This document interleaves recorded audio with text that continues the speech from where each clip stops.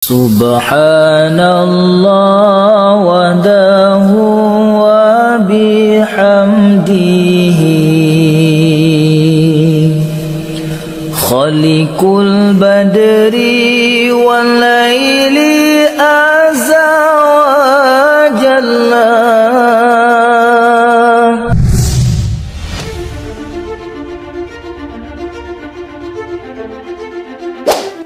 Halo semuanya, selamat datang di channel kami.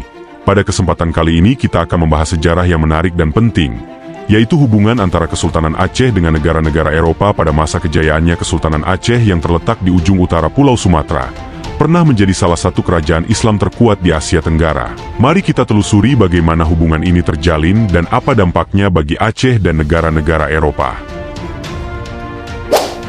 Kesultanan Aceh didirikan pada awal abad ke-16 dan mencapai puncak kejayaannya pada abad ke-17 di bawah kepemimpinan Sultan Iskandar Muda Aceh, dikenal sebagai pusat perdagangan dan penyebaran Islam di Asia Tenggara. Letaknya yang strategis membuatnya menjadi jalur penting bagi perdagangan internasional, terutama dalam komoditas seperti lada, emas, dan rempah-rempah.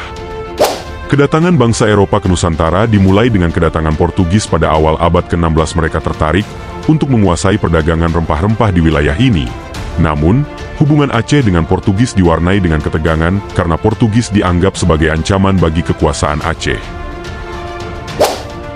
Sementara itu pada abad ke-17 Belanda dan Inggris juga mulai datang ke Aceh. Kedua negara ini berusaha menjalin hubungan dagang dengan Kesultanan Aceh untuk mendapatkan rempah-rempah yang sangat berharga di pasar Eropa. Kesultanan Aceh menjalin hubungan diplomatik yang erat dengan Inggris dan Belanda pada tahun 1602. Sultan Alauddin Riayat Shah mengirim utusan ke Inggris untuk menjalin hubungan dagang dan diplomatik. Sebagai balasan, Inggris mengirim utusan mereka ke Aceh untuk menjalin kerjasama. Hubungan dengan Belanda juga terjalin meskipun seringkali diwarnai dengan konflik dan persaingan dagang. Namun kedua belah pihak menyadari pentingnya menjaga hubungan baik demi kelancaran perdagangan. Pengaruh Eropa di Aceh tidak hanya terbatas pada perdagangan dalam bidang militer. Aceh belajar teknik dan strategi baru dari Eropa, termasuk penggunaan senjata api. Selain itu, pengaruh Eropa juga terlihat dalam bidang arsitektur dan teknologi yang dapat dilihat pada beberapa peninggalan bangunan bersejarah di Aceh. Hubungan dengan negara-negara Eropa membawa dampak yang kompleks bagi Aceh.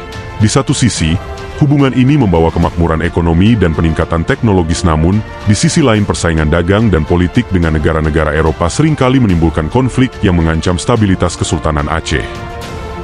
Subhanallah wa dahu wa bihamdihi Khaliqul badri wal laili azza wa jalla.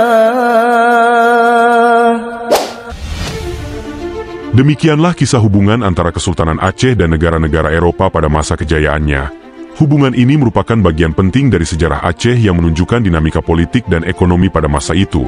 Semoga video ini menambah wawasan kita tentang sejarah Nusantara dan menginspirasi kita untuk terus belajar dari masa lalu. Jangan lupa untuk like, share, dan subscribe agar tidak ketinggalan video menarik lainnya. Terima kasih telah menonton dan sampai jumpa di video berikutnya.